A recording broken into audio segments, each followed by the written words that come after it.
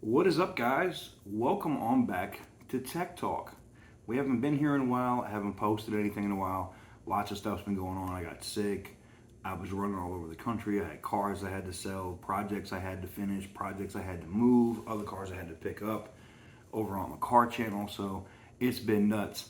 Sorry I haven't been here. But this is a viewer requested video. I had somebody ask, do I need to buy an iPhone 13 Pro Max, or could I get by with an iPhone SE? And today, I'm gonna do my best to try to answer that for you. We're gonna get straight into it. No cuts, no intros, just one take. Let's get into it. So here's the thing. As much as these are the same, they're also two very different devices, right? Now the interface, they both run the latest and greatest iOS 15.2. Let me just check it real quick because I don't even know if I've updated this one. Yeah, 15.2. They're both unlocked. They both have eSIM. They both have really good cameras. Obviously, the one on the 13 Pro Max is obviously a lot better than the SE, but I'm going to be honest with you. With a lot of prepaid carriers here in the United States, and right now, Metro PCS and Cricket have stupid deals on this phone. If you've never had an iPhone and you want to get into the iPhone space, I want to recommend this phone because it's so cheap and this thing has flagship ability at below food stamp phone prices. That's what's so crazy about this. And let's talk about this one real quick. Give me a second. The iPhone SE is a phone that I literally will keep around in my pocket just to do, because it's so small, right? It's easy for me to do this. And I use the iPhone 13 mini occasionally for this same process. But like when I know I'm going to be somewhere and my hands might be grubby and stuff, I just like having the physical home button.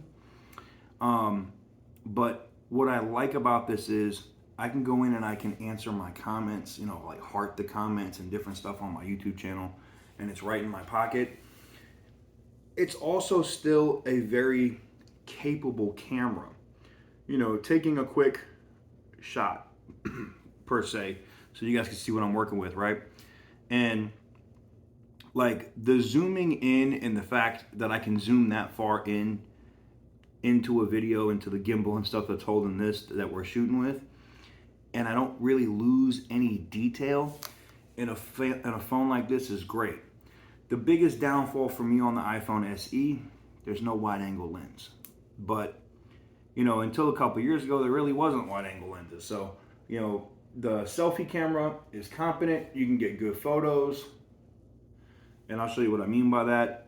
You can get really good detailed photos with good dynamic range, the whole nine. And I can zoom in and look at that. You can still see the alcohol drying on my bit. I'm just kidding. You can still see really good detail. I mean, you can see the details in my ring here, my fingers, and it takes really good pictures still.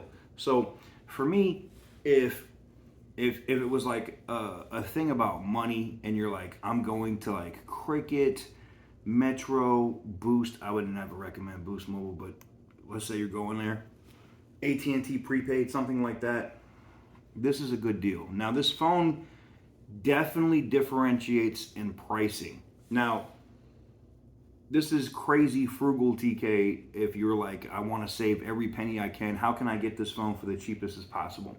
You can pick it up on Metro PCS for free if you port in your number. So let's say you port a number into Metro PCS and you get the $60 plan activated. You're probably like $85 out the door with this phone.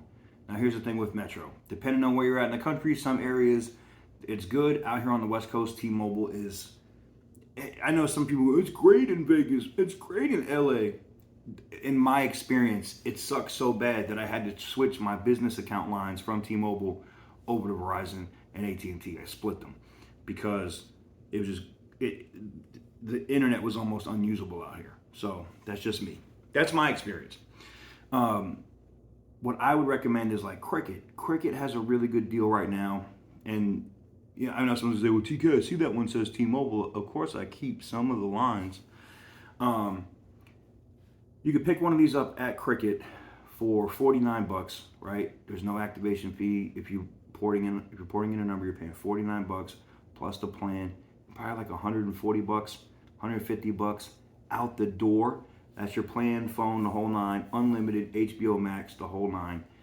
And you got an iPhone that's capable with iMessage, all the goodies. It's not a really horrible phone to look at. It looks really decent. It's a nice iPhone. All right, that's the thing.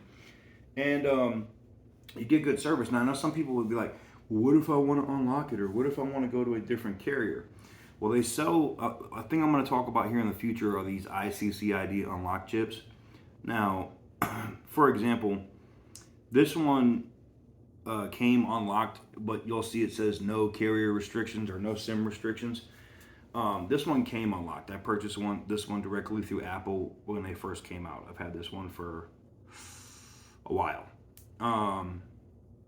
And it's just like a little backup phone for me. But sometimes it's nice if I'm inside and stuff, and it's just comfortable to just hold a smaller device that's capable. And what's crazy is the chip that's in this would be the same chip that I have in my old iPhone 11 Pro Max. That's what's in here, right? So it's still a very capable chip. If I want to edit a quick clip or a quick video for the gram or for TikTok, or if I want to shoot a quick TikTok, this thing is great for that. This is not, for somebody who is a power user and you have, 100,000 subscribers on YouTube and you're going to run your whole channel from this. Could you do it? Yeah, you're sacrificing a lot without the wide angle lens, but for the average everyday person that just wants to be able to FaceTime their family, iMessage, make phone calls, do all of that stuff, this phone right here is great. Now we get over here to this, the 13 Pro Max. What is the big difference between these two phones? Obviously, you got the 120 hertz refresh rate screen, the ProMotion display, right? Now, I don't know if this is going to show up well on camera, but we're going to try it. We're going to see if it works. But you'll see when I swipe, it looks like the 13 Pro Max is a little smoother, and that's because this has a higher refresh rate. Do most people care about that? No. Most people wouldn't even notice it unless you told them about it, right? Or you had them side by side. The other big difference with a bigger phone like this is the battery life. I can literally use this phone as a power user for like 2 days and I don't have any issues. I got good battery life with it. Also, 5G. This only gets up to 4G LTE, which I'm going to be honest, 5G is not that serious yet. Sometime in 2023, it'll be time to get a 5G phone. If you don't have a 5G phone yet, you may got to break your neck to get one. If you can get one for free or a good price, then fine, snap one up. But 5G is not everything yet. It's just not. You can see I got 5G on here. All right.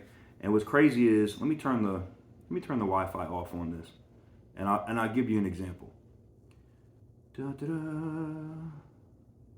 Wi-Fi off. Let's do a quick speed test. Speed test on this one. And the reason why I do this, and yes, it's two separate networks. One is on AT&T, one is on T-Mobile. This one is on AT&T's 5G. This one is on T-Mobile's LTE. And the reason why I want to show you is because 5G really doesn't matter right now. All right, it's not huge. The LTE on T-Mobile, the 5G on AT&T is pushing like 70 megs, right, where I'm at now. But the LTE is pushing 37, right? That's not bad. Uploads suck out here. I don't care who you have, man. It's just been horrible. But what I'm trying to explain to you is, could you still like stream video, watch movies, Netflix, and all that stuff from an SE? Yeah, of course you could. Could you do the same thing from here? Yeah. Now, where this thing becomes more, now take this into account. With a plan and everything on Cricket, now if you bought this phone outright, I think it's still $399, right? You could buy one from Walmart, like on Family Mobile or something, for $200 in a Walmart. Or you could go to a Cricket store and pour it in a bullshit number or whatever, and you could pick this phone up for $50. At that price, this thing's unbeatable. This phone is, what was it, $1,400 and some change before taxes. 1,400 and something bucks, $50. But I can get the same overall user experience with all the same Apple features out of this that I can get with this. And that is, I guess, the biggest thing for me. Do I like this phone? Yeah, I like the 13 Pro Max. It's not bad. Personally, my everyday carry when it comes to an iPhone is the regular iPhone 13. iPhone 13 Red, 512 gigabytes. I think it was like $1,100 before taxes. I get pretty much all the same features I get with this. No, I don't get the ProMotion display. I really don't care about that. I do get the new cinema mode, which is kind of huge for me. And I get a good video camera. That's what I really need out of my phone. I need it to be able to take good, crispy video. Very similar to what this Pixel 6 is doing today. But anyways, it was a user requested video. You guys asked, should I spend the $1,500 or $1,100 for the entry level one of this, or can I pick up one of these and get by until the next iPhone comes out? Because we're already we're at the end of January, so it's February, right? So you're looking at March, April, May, June, July. We're halfway through iPhone season, right? New iPhones are coming in 6 months. Could I get by with this for 6 months until the new iPhone comes out? Of course you could. If I want to buy my kids an iPhone so they can have access to TikTok and Instagram and all of that stuff, is this phone good? I highly recommend it. Let me tell you why. You buy your kid this $1,400 phone and they drop it, or they don't have a case, or a competent case or something for it, and they drop it and they break it. Sad face for you, right? Especially if you don't have Apple Care. This phone was $50. Like, if your kids, even if you don't add Apple Care to it, if your kids destroy this phone, I don't care. Like, it's $50, right? $50, $1,500. Am I gonna be mad about? Yeah, I'd still be pissed if your kids destroy the phone, but it's like $50, $1,500. There's a big difference there, right? So let me know what you guys think in the comment section down below. Yes, TK uses a little food stamp phone from time to time, and I just love the pocketability of it. You know what I'm saying? Like, and yeah, I'm matching. I got my Echoes and whatnot on today, but I like the fact that I could just throw this in the sweatpant pocket and keep it moving. Well, I'm sorry, I'm wearing sweatpants. I'm sorry, ladies. My bad. Anyways, let me know what you guys think in the comment section down below. If you found the video insightful, not insightful. If it helped you out in any way. I can't. You know what? I'm still drinking this. I'm not even thinking right yet. If the video helped you out in any way, let me know. Hit the thumbs up button. Hit the subscribe button if you haven't already. And stay tuned. I got some other Apple stuff coming for you guys soon. But I got a lot of stuff coming for you guys on the Pixel 6 and Pixel 6 Pro. Stay tuned.